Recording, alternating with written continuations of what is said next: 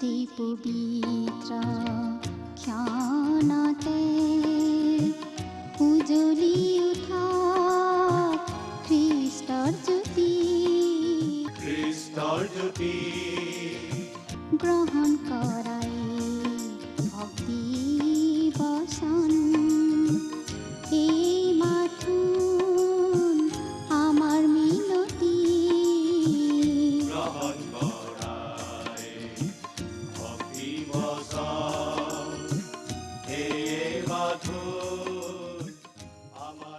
নমস্কাৰ প্ৰিয় দৰ্শক, ভক্তিবচন অনুষ্ঠানলৈ আপোনাক স্বাগতম জনাইছোঁ।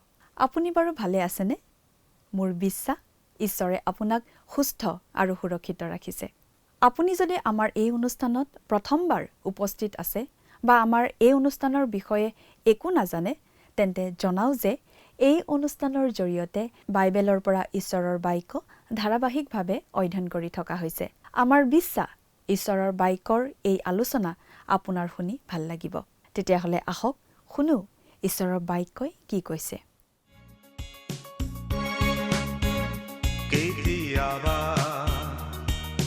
নিৰলে বহি চাইছানে এবাৰ ভাবি, কেতিয়াবা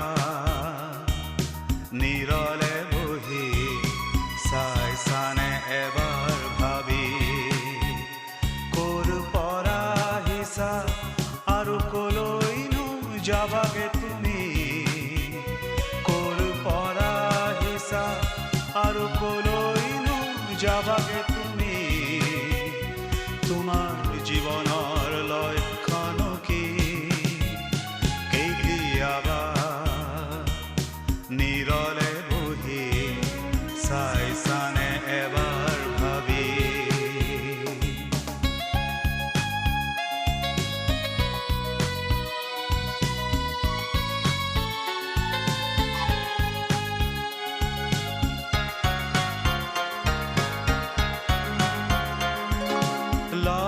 লক্ষ্যবিহীন সাৰথিবিহীন হয় নেকি তোমাৰ জীৱন, লক্ষ্যবিহীন সাৰথিবিহীন হয় নেকি তোমাৰ জীৱন, জীৱন যুঁজ ভাগৰি যুগৰি, জীৱন যুঁজ ভাগৰি যুগৰি, খাইছানে বাৰু লতি ঘটি, খাইছানে বাৰু লতি ঘটি, তোমাৰ জীৱনৰ লক্ষ্যণ কি, কেতিয়াবা নিৰলে বহি চাইছানে এবাৰ ভাবি।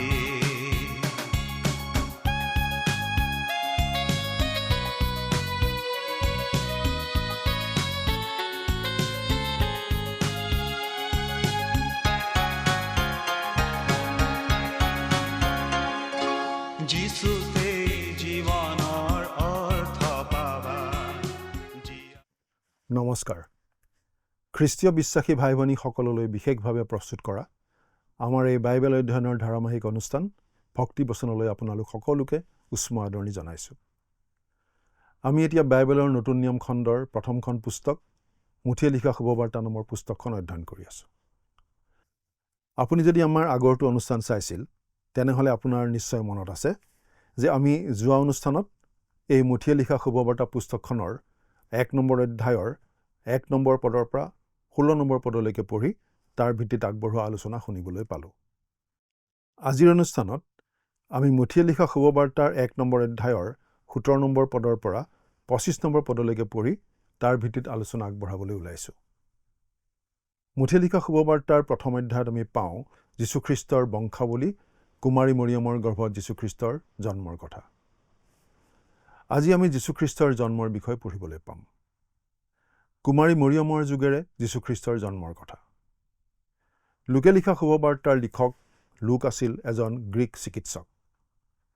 তেওঁ লিখা শুভবাৰ্তাত তেওঁ প্ৰসূতি বিজ্ঞানৰ যথেষ্টখিনি কথা সন্নিৱিষ্ট কৰিছে বুলি আমি ক'ব পাৰোঁ। লুক আৰু মঠি দুইখন শুভবাৰ্তাতেই যীশুক কুমাৰীৰ গৰ্ভত জন্ম লোৱা বুলি ঘোষণা কৰা হৈছে। যোচেফ প্ৰভু যীশুৰ পিতৃ নাছিল, কিন্তু মৰিয়ম যোচেফৰ প্ৰতি অবিশ্বাসী নাছিল। অৰ্থাৎ প্ৰভু যীশু কোনো অবৈধ সন্তান নহয়। এইটো এটা একেবাৰে নতুন কথা। এজনী তিৰোতাই এজন পুৰুষক আৱৰি ধৰিব বুলি কেইবাশ বছৰ আগতেই জিৰিমিয়া ভাৱবাদীয়ে ভাৱবাণী কৰি থৈছিল। জিৰিমিয়া 31 নম্বৰ অধ্যায়ৰ 22 নম্বৰ পদত আমি এই বিষয়ে পঢ়িবলৈ পাওঁ। যীশুখ্ৰীষ্টই কুমাৰী গৰ্ভত জন্ম লোৱা কথাটো বিশ্বাস নকৰোঁ বুলি কোৱা মানুহ নিশ্চয় আছে।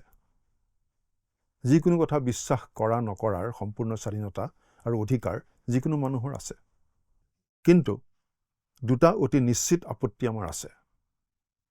আমি নাভাবোঁ যে এজন প্ৰচাৰকে যীশুখ্ৰীষ্টৰ কুমাৰী গৰ্ভত লোৱা জন্মক অস্বীকাৰ কৰিব লাগে। যদি কৰে তেন্তে তেওঁ প্ৰচাৰকৰ কাম বাদ দি আন চাকৰি এটাহে লোৱা উচিত। আৰু তাৰ পাছতহে যীশুৰ জন্মৰ বিষয়টো বেলেগ ধৰণে তেওঁ চিন্তা কৰা উচিত। আৰু কোনোবাই যদি কয় যে বাইবেলে খ্ৰীষ্টৰ কুমাৰী গৰ্ভত জন্ম লোৱা বুলি শিকোৱা নাই, তাতো আমাৰ আপত্তি আছে। একমাত্ৰ যীশুৱেই হৈছে আমাৰ হাতত ঐতিহাসিক ৰেকৰ্ড থকা ব্যক্তি, যিজনৰ জন্মদাত্ৰী মাতৃ আছিল এগৰাকী কুমাৰী। এই বিষয়ে ঐতিহাসিক ৰেকৰ্ড আমাৰ হাতত আছে। যদি কোনোবাই এই স্থিতি ল'ব বিচাৰে যে তেওঁ কুমাৰী গৰ্ভত জন্ম হোৱা নাছিল, তেন্তে সেই বিষয়ে নথিপত্ৰ ক'ত? যদি আপুনি যীশুৰ জন্ম আনৰ নিচিনাকৈ স্বাভাৱিকভাৱেই হৈছিল বুলি ক'ব বিচাৰে, তেন্তে তাৰ সমৰ্থনত আপুনি প্ৰমাণ দাঙি ধৰিব লাগিব। নিশ্চয় মানুহৰ ক্ষুদ্ৰ যুক্তিতকৈ অধিক। কোনোবা থিয়লজিৰ ছেমিনাৰীত আৰামী চকী এখনত বহি কুমাৰী জন্মৰ অসম্ভৱতাৰ ওপৰত থেচিছ লিখাটো সহজ। আপুনি হয়তো এই বিষয়ে এখন প্ৰকাণ্ড কিতাপ লিখিব পাৰে। কিন্তু সেই অস্বীকাৰ সমৰ্থন কৰিবলৈ আপোনাৰ হাতত কোনো নথিপত্ৰ নাই। আপোনাৰ হাতত আছে মাথো কিছুমান যুক্তি। যুক্তি আগবঢ়াই হয়তো আপুনি ক'ব পাৰে, এইটো তেনেদৰে হোৱা নাছিল। কিন্তু তেনেদৰে হোৱা নাছিল বুলি ক'বলৈ আপুনি কোন? কিছু বছৰমান আগতে মানুহে কৈছিল যে মানুহ চন্দ্ৰলৈ যোৱাটো অসম্ভৱ। কিন্তু মানুহ তালৈ গৈছে, আৰু মানুহে ঈশ্বৰৰ নিয়ম ব্যৱহাৰ কৰিয়েই তালৈ গৈছে। ঈশ্বৰে প্ৰাকৃতিক নিয়মৰ সৃষ্টিকৰ্তা। তেওঁ সেই প্ৰাকৃতিক নিয়মবোৰ ব্যৱহাৰ কৰিবও পাৰে, নহ'লে তেওঁৰ উদ্দেশ্য পূৰণৰ বাবে সেইবোৰ আঁতৰাইও ৰাখিব পাৰে। শাস্ত্ৰৰ লিখিত তথ্যত অতি স্পষ্টকৈ উল্লেখ আছে যে যীশুখ্ৰীষ্টৰ জন্ম কুমাৰী গৰ্ভত হৈছিল। 17 নম্বৰ পদত আমি এটা বক্তব্য পাওঁ, যিটোৱে যীশুখ্ৰীষ্টৰ বংশাৱলীত কিবা এটা ব্যাখ্যা কৰিব। এইদৰে অব্ৰাহামৰ পৰা দাউদলৈকে আটাই মিলি 14 পুৰুষ, আৰু দাউদৰ পৰা বাবিললৈ নিয়ালৈকে 14 পুৰুষ, আৰু বাবিললৈ নিয়াৰ পৰা খ্ৰীষ্টলৈকেও 14 পুৰুষ। মুঠি 1 নম্বৰ অধ্যায়ৰ 17 নম্বৰ পদ। মুঠিয়ে পুৰণি নিয়মৰ ইতিহাসৰ সামগ্ৰিক দৃষ্টিভংগী এটা দিবলৈ বংশাৱলীখনক গোটত ভাগ কৰিছে। এটা যুগ অব্ৰাহামৰ পৰা দাউদলৈকে, আন এটা যুগ দাউদৰ পৰা বেবিলনৰ বন্দিত্বলৈকে, আৰু তৃতীয়টো বাবিলৰ বন্দিত্বৰ পৰা যীশুখ্ৰীষ্টৰ জন্মলৈকে। স্পষ্টভাৱে তেওঁ বংশাৱলীৰ পৰা কিছুমান নাম বাদ দিছে, যাতে প্ৰতিটো যুগত 14টা নাম সোমাব পাৰে। প্ৰশ্নটো হয়, তেওঁ কিয় এনে কৰিলে? দেখাত 14 সংখ্যাটোৱে, অৰ্থাৎ 7ৰ দুগুণ, এই বংশাৱলীৰ সঠিকতাৰ বিষয়ে কিছু প্ৰমাণ দিছিল। এনেদৰে মুঠিয়ে যোচেফ যীশুৰ পিতৃ নহয় বুলি দেখুওৱাৰ পাছত তেওঁ আমাক এটা ব্যাখ্যা দিবলৈ ওলাইছে। ইতিমধ্যে পুৰণি নিয়মত ঈশ্বৰে যীশুৰ অলৌকিক জন্মৰ বিষয়ে ভৱিষ্যৎবাণী কৰি থোৱা আছিল। জিৰিমিয়া ভাৱবাদীয়ে ইছৰাইল জাতিক এনেদৰে কৈছিল, হে বিপথগামিনী জীয়াৰী, কিমান কাল ইফাল সিফাল কৰি থাকিবা? কাৰণ জিহুৱাই পৃথিৱীত এটা নতুন কথা সৃষ্টি কৰিলে। এজনী তিৰোতাই এজন পুৰুষক আৱৰি ধৰিব। জিৰিমিয়া 31 নম্বৰ অধ্যায়ৰ 22 নম্বৰ পদ। প্ৰভু যীশুৰ জন্মটো প্ৰাকৃতিক জন্ম নহয়, ই অলৌকিক। প্ৰভু যীশুৰ কুমাৰী গৰ্ভত হোৱা জন্ম হৈছে ঈশ্বৰে কৰা নতুন কাম, আৰু ই হৈছে জিৰিমিয়া ভাৱবাদীৰ ভাৱবাণীৰ পূৰ্ণতা। এতিয়া আমি 18 নম্বৰ পদটো পঢ়ি দিম। মুঠি লিখা শুভবাৰ্তা 1 নম্বৰ অধ্যায়ৰ 18 নম্বৰ পদ। যীশুখ্ৰীষ্টৰ জন্ম এইদৰে হৈছিল। তেওঁৰ মাক মৰিয়মক যোচেফলৈ বাগদান কৰা হ'লত তেওঁলোকৰ একেলগ হোৱাৰ পূৰ্বেই তেওঁক পবিত্ৰ আত্মাৰ পৰা গৰ্ভৱতী হোৱা পালে। যীশুখ্ৰীষ্টৰ জন্ম কেনেদৰে হৈছিল মুঠিয়ে ইয়াত আমাক কৈছে। যেতিয়া তেওঁৰ মাতৃ মৰিয়মক জোচেফলৈ বাগদান কৰা হৈছিল, অৰ্থাৎ তেওঁৰ লগত বিয়াৰ বন্দোবস্ত কৰি থোৱা হৈছিল। কিন্তু তেওঁলোক একেলগ হোৱাৰ আগতেই, তেওঁলোকৰ মাজত কোনো ধৰণৰ শাৰীৰিক সম্পৰ্ক হোৱাৰ আগতেই তেওঁক পবিত্ৰ আত্মাৰ দ্বাৰা গৰ্ভধাৰণ কৰা বুলি জনা গ'ল। 19 নম্বৰ পদটো পঢ়িম। তাতে তেওঁৰ স্বামী জোচেফ এজন ধাৰ্মিক লোক হোৱাত তেওঁক ৰাজ্যৰ আগত নিন্দাৰ পাত্ৰ কৰিবলৈ ইচ্ছা নকৰি গুপুতে ত্যাগ কৰিবলৈ মন কৰিলে। এই বিষয়ত মুচিৰ বিধান অতি স্পষ্ট আছিল। স্বামীৰ প্ৰতি অবিশ্বাসী হোৱাৰ দোষত দোষী মহিলা এগৰাকীক শিল দলিয়াই বধ কৰা নিয়ম আছিল, আৰু সেয়াই আছিল চৰম শাস্তি। কিন্তু জোচেফ মানুহজন এজন উল্লেখযোগ্য ব্যক্তি আছিল। আমি মৰিয়মৰ প্ৰতি যথেষ্ট মনোযোগ দিওঁ, আৰু সেইটো নিশ্চয় উচিত। মৰিয়ম আছিল এগৰাকী উল্লেখযোগ্য ব্যক্তি। আমি মনত ৰাখিব লাগে যে মৰিয়মক ঈশ্বৰে আমাৰ প্ৰভুৰ মাতৃ হ'বলৈ বাছি লৈছিল, আৰু ঈশ্বৰে কোনো ভুল কাম নকৰে। তেওঁৰ বাছনি সদায় শুদ্ধ আৰু সঠিক ছোৱালীগৰাকীকেই তেওঁ বাছি লৈছিল। কিন্তু ইয়াৰ লগতে আমি মনত ৰখা প্ৰয়োজন যে ঈশ্বৰে জোচেফকো বাছি লৈছিল। ঈশ্বৰে তেওঁক বাছি লোৱাটো কোনো ভুল কৰা নাছিল। এজন ক্ৰোধী মূৰ গৰম মানুহে লগে লগে মৰিয়মৰ বিৰুদ্ধে চৰম শাস্তিৰ ব্যৱস্থা কৰিলেহেঁতেন, বা তেওঁক উদঙাই দি ৰাইজৰ আগত এটা বেয়া আদৰ্শ হিচাপে দাঙি ধৰিলেহেঁতেন। কিন্তু জোচেফ তেনেকুৱা মানুহ নাছিল। তেওঁ আছিল এজন মৃদু কোমল স্বভাৱৰ ব্যক্তি। মৰিয়মক তেওঁ ভাল পাইছিল, আৰু তেওঁক কোনো ধৰণে আঘাত দিব তেওঁ বিচৰা নাছিল, যদিও মৰিয়ম গৰ্ভৱতী হোৱা বুলি তেওঁ জানিব পাৰিছিল। 20 নম্বৰ পদটো পঢ়ি দিম। কিন্তু চোৱা, তেওঁ এইবোৰ কথা চিন্তা কৰোঁতেই প্ৰভুৰ দূত এজনে তেওঁক সপোনত দৰ্শন দি ক'লে, হে দায়ুদৰ সন্তান জোচেফ, তোমাৰ ভাৰ্যা মৰিয়মক গ্ৰহণ কৰিবলৈ ভয় নকৰিবা, কিয়নো তেওঁৰ গৰ্ভ পবিত্ৰ আত্মাৰ পৰা হৈছে। অতি দুখজনক পৰিস্থিতি এটা সৃষ্টি হোৱাটো ৰোধ কৰিবলৈ স্বৰ্গদূতে জোচেফৰ ওচৰত উপস্থিত হৈ আচলতে কি ঘটি আছে সেই বিষয়ে স্পষ্টকৈ ক'লে। 21 নম্বৰ পদ। তেওঁ এটি পুত্ৰ প্ৰসৱ কৰিব, আৰু তুমি তেওঁৰ নাম যীশু থবা, কাৰণ তেওঁৱেই নিজৰ লোকক তেওঁবিলাকৰ পাপৰ পৰা ত্ৰাণ কৰিব। যীশু নামটোৰ অৰ্থ হৈছে ত্ৰাণকৰ্তা। তেওঁৰ নাম যীশু থব লাগিব, কাৰণ তেওঁ নিজৰ লোকসকলক তেওঁলোকৰ পাপৰ পৰা উদ্ধাৰ কৰিব। 22 নম্বৰ পদ। প্ৰভুৱে যি বচন ভাৱবাদীৰ দ্বাৰাই কোৱাইছিল বোলে, ইছৰাইল জাতিলৈ উদ্দেশ্য কৰি লিখি থকা মুঠিয়ে আঙুলিয়াই দিছে যে এই সকলোবোৰ এনেদৰে হৈছিল যাতে প্ৰভুৱে ভাৱবাদীৰ যোগেৰে আগেয়ে কৈ থোৱা কথাবোৰ সিদ্ধ হয়। মুঠিয়ে ইছৰাইল জাতিটোক এই কথা বুজিবলৈ আহ্বান জনাইছে যে যিজন আহিছিল তেওঁ পুৰণি নিয়মৰ ভাৱবাণীবোৰৰ পৰিপূৰ্ণতা। আমি জানিব পাৰোঁ যে যীশুখ্ৰীষ্টৰ প্ৰথম আগমনৰ বিষয়ে 300ৰো অধিক ভাৱবাণী কৰি থোৱা আছিল, আৰু সেই সকলোবোৰ আক্ষৰিক অৰ্থত পূৰ্ণ হৈছে আৰু সকলোবোৰ ফলিয়াইছে।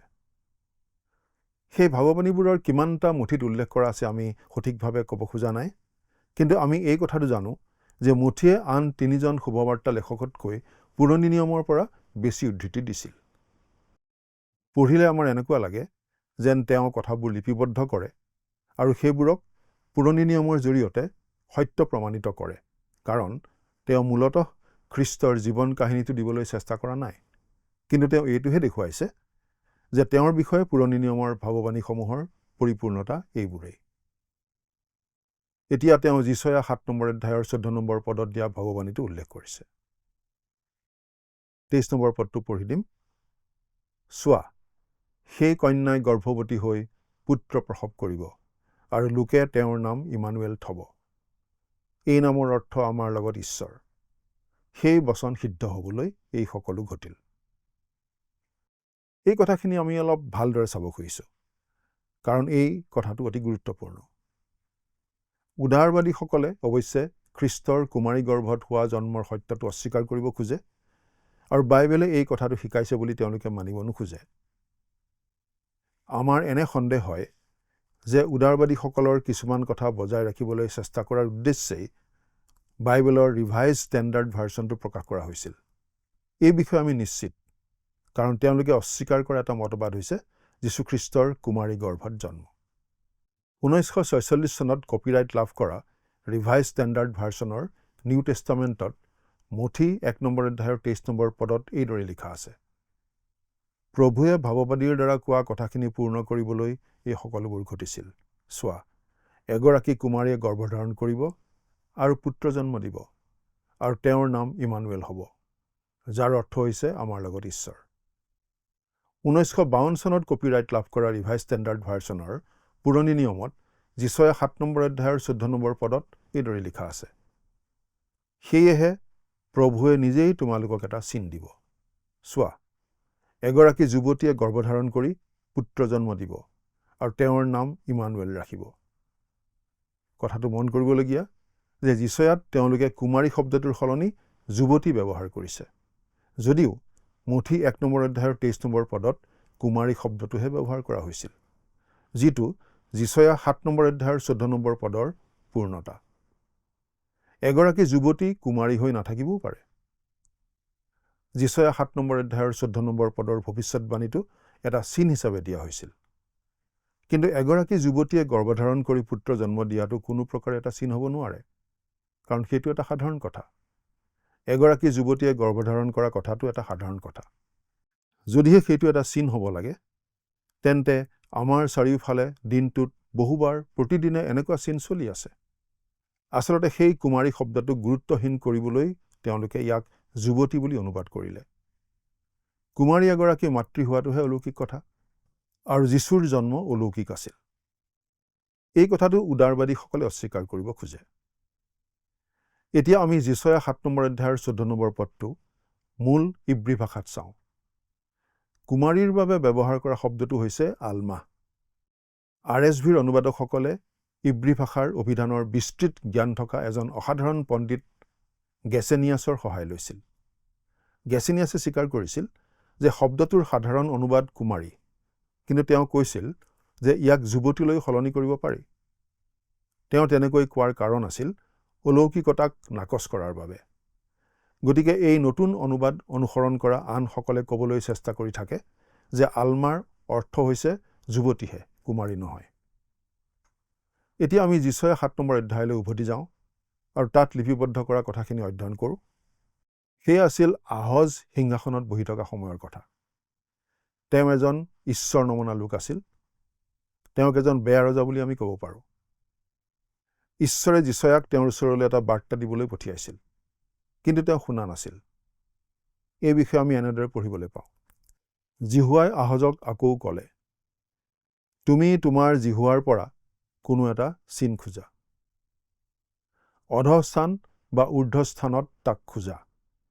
কিন্তু আহজে ক'লে, মই নোখোজো, জিহুৱাক পৰীক্ষা নকৰোঁ। সেইদৰে কোৱাটো তেওঁৰ বাবে আছিল ধৰ্মপৰায়ণ ভণ্ডামী। ঈশ্বৰে যিছয়াক আহজ ৰজাক ঈশ্বৰৰ বাৰ্তা প্ৰেৰণ কৰি উৎসাহ দিবলৈ কৈছিল, কিন্তু আহজে ঈশ্বৰক বিশ্বাস নকৰিব, আৰু সেয়েহে তেওঁক উৎসাহিত কৰিবলৈ যিছয়া তেওঁক কয় যে ঈশ্বৰে তেওঁক এটা চিন দিব বিচাৰে। কিন্তু আহজে অতি ধাৰ্মিক দেখুৱাই কয় যে মই প্ৰভুৰ পৰা কোনো চিন বিচৰা নাছিলোঁ। যিছয়াই তেওঁক উত্তৰ দিলে, আপুনি ভাল পাওক বা নাপাওক, ঈশ্বৰে আপোনাক এটা চিন দিব। সেই চিন কেৱল আপোনাৰ বাবে নহয়, কিন্তু গোটেই দাউদৰ বংশৰ বাবে। এতিয়া ইয়াত চিনটো আছে। চোৱা, যুৱতীজনী গৰ্ভৱতী হৈ এটি পুত্ৰ প্ৰসৱ কৰিব, আৰু তেওঁৰ নাম ইমানুৱেল, আমাৰ লগত ঈশ্বৰ ৰাখিব। যিছয়া 7 নম্বৰ অধ্যায়ৰ 14 পদ। স্পষ্টভাৱে যদি এইটোৱে কেৱল এগৰাকী যুৱতীক বুজায়, তেন্তে ই আহজৰ বাবে বা দাউদৰ বংশৰ বাবে বা আন কাৰো বাবে কোনো চিন নহ'ব। কিন্তু যদি কোনো কুমাৰীয়ে গৰ্ভধাৰণ কৰি পুত্ৰ জন্ম দিয়ে, তেন্তে সেইটো হ'ব এটা চিন। আৰু ইয়াৰ অৰ্থ ঠিক সেইটোৱেই। পুৰণি নিয়মত যেতিয়া আলমা শব্দটো ব্যৱহাৰ কৰা হয়, তেতিয়া ইয়াৰ অৰ্থ কুমাৰী। ইছাকলৈ বিয়া দিয়াৰ আগতে ৰিবেকাক আলমা বুলি কোৱা হৈছিল। এজন খুব ভাল ইব্ৰী খ্ৰীষ্টিয়ানক এই বিষয়ে সোধাত তেওঁ কৈছিল, চাওক, ধৰি লওক আপুনি আপোনাৰ বন্ধু এজনক লগ কৰিবলৈ গৈছিল, আৰু তেওঁৰ 3জনী ছোৱালী আছিল। তাৰে 2গৰাকী বিবাহিতা আৰু এগৰাকী তেতিয়াও অবিবাহিত হৈ আছে। তেওঁ ক'ব, এই 2গৰাকী মোৰ বিবাহিতা ছোৱালী, আৰু এই যুৱতীগৰাকী মোৰ 3য় ছোৱালী। তেওঁ 3য়গৰাকীক যুৱতী বুলি ক'লেও আমি এইটোৱে বুজিম যে সেই ছোৱালীজনী কুমাৰীৰ বাহিৰে আন একো নহয়।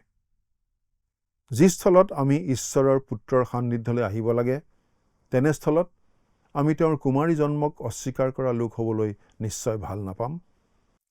আমাৰ এনে ভাৱ হয় যে প্ৰভু যীশুৰ মুখামুখি হৈ এদিন তেওঁলোকেও ইচ্ছা কৰিব তেওঁলোকে তেওঁৰ বিষয়ে কোৱা কুৎসিত কথাবোৰ কেনেবাকৈ ঘূৰাই ল'ব পাৰিলে ভাল হ'লহেঁতেন বুলি। আলমা শব্দৰ অৰ্থ যে কুমাৰী, সেই কথাটো পুৰণি নিয়মৰ চেপ্টুৱাজিণ্ট সংস্কৰণৰ দ্বাৰাও প্ৰমাণিত হৈছে। পুৰণি নিয়ম আৰু নতুন নিয়মৰ মাজৰ সময়ছোৱাত ইব্ৰী 12টা ফৈদৰ প্ৰতিটোৰ পৰা 6জনকৈ মুঠতে 72জন ইব্ৰী পণ্ডিতে মিছৰৰ আলেকজেণ্ড্ৰিয়াত ইব্ৰী পুৰণি নিয়মখন গ্ৰীক ভাষালৈ অনুবাদ কৰাৰ কাম কৰিছিল। যেতিয়া তেওঁলোকে যিছয়াৰ এই চিনৰ ওচৰলৈ আহিছিল, তেতিয়া সেই 72জন মানুহে ইয়াৰ অৰ্থ কুমাৰী বুলি বুজি পাইছিল আৰু তেওঁলোকে ইয়াক গ্ৰীক শব্দ পাৰ্থেনছলৈ অনুবাদ কৰিছিল। সেই একেটা শব্দ যিটো মঠিয়ে তেওঁৰ শুভবাৰ্তাত ব্যৱহাৰ কৰিছে। পাৰ্থেনছৰ অৰ্থ যুৱতী নহয়, ইয়াৰ অৰ্থ হৈছে কুমাৰী। উদাহৰণস্বৰূপে এথেনা এথেন্সৰ কুমাৰী দেৱী আছিল আৰু তেওঁৰ মন্দিৰক পাৰ্থেনন বুলি কোৱা হয়, কাৰণ পাৰ্থেনছৰ অৰ্থ হৈছে কুমাৰী। এইটো স্পষ্ট যে ঈশ্বৰৰ বাক্যই ইয়াৰ অৰ্থ সঠিকভাৱে কৈছে। এতিয়া আমি তেওঁৰ নামটোৰ বিষয়ে অলপ চাব খুজিছোঁ। আমি এটা কথা লক্ষ্য কৰিব লাগে। চোৱা, সেই কন্যাই গৰ্ভৱতী হৈ পুত্ৰ প্ৰসৱ কৰিব আৰু লোকে তেওঁৰ নাম ইমানুৱেল থ'ব। এই নামৰ অৰ্থ আমাৰ লগত ঈশ্বৰ। এই কথাটোত যেন সমস্যা এটা আছে।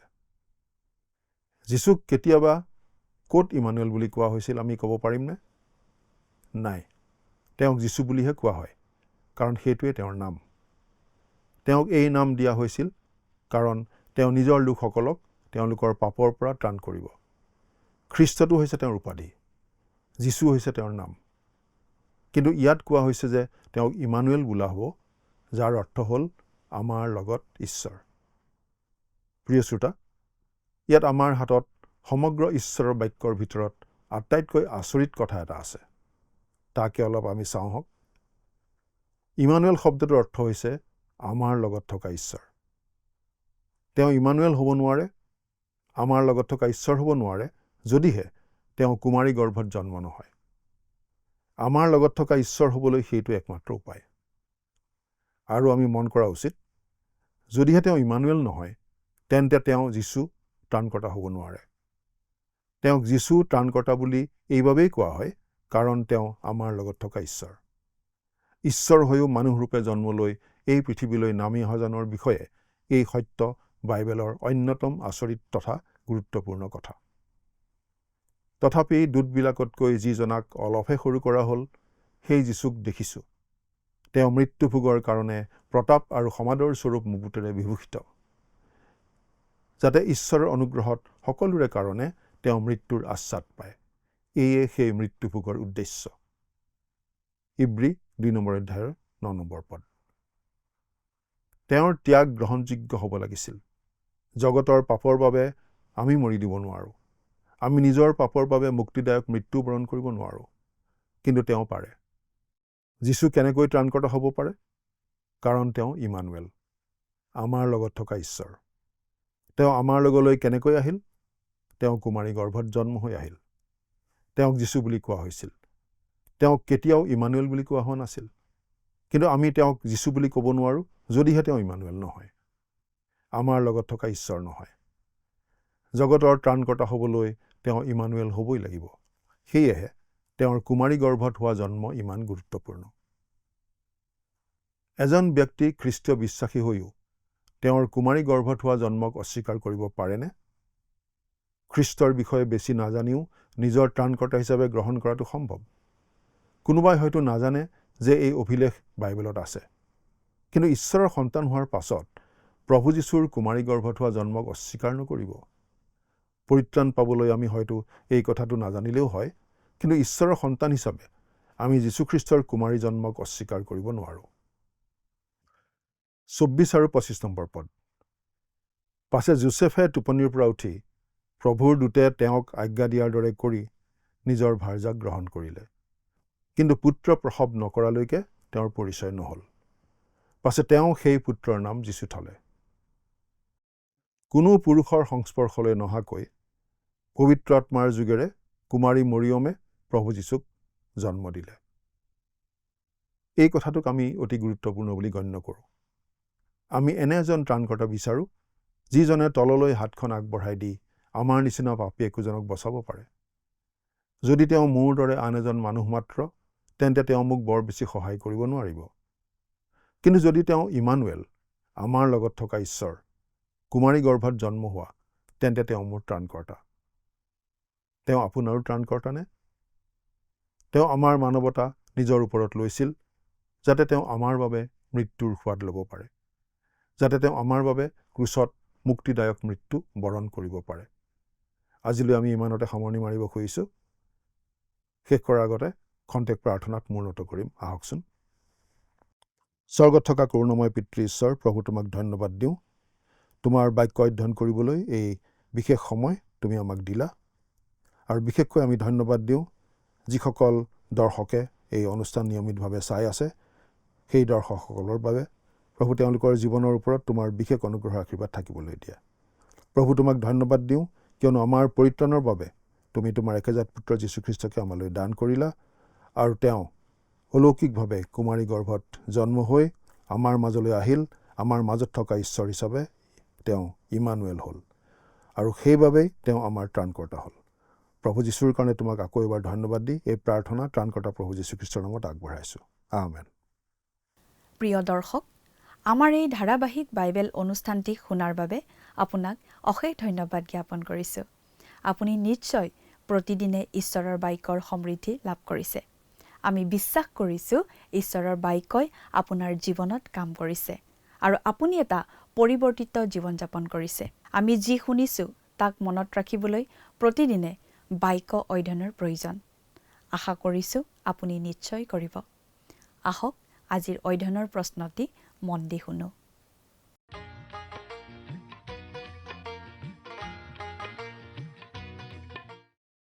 যোৱা অনুষ্ঠানত প্ৰচাৰিত প্ৰশ্নটিৰ শুদ্ধ উত্তৰ হৈছে 4। আজিৰ অনুষ্ঠানৰ আধাৰিত প্ৰশ্নটি হৈছে আলমা শব্দৰ অৰ্থ কি? অপশ্যন এ যুৱক, অপশ্যন বি কুমাৰী, অপশ্যন চি মহিলা, অপশ্যন ডি পুৰোহিত।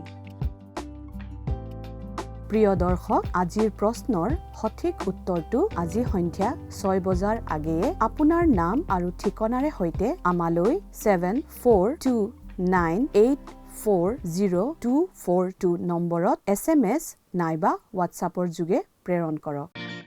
প্ৰিয় দৰ্শক, আপুনি যদি আমাৰ এই অনুষ্ঠানৰ যোগেদি আশীৰ্বাদপ্ৰাপ্ত হৈছে আৰু আমাৰ লগত কথা পাতিবলৈ বিচাৰিছে বা আপোনাক প্ৰাৰ্থনাৰ সহায়ো পৰামৰ্শ লাগে, তেন্তে আমালৈ 7429840242 এই নম্বৰত পোনপটীয়াকৈ ফোন কৰিব পাৰিব। ধন্যবাদ।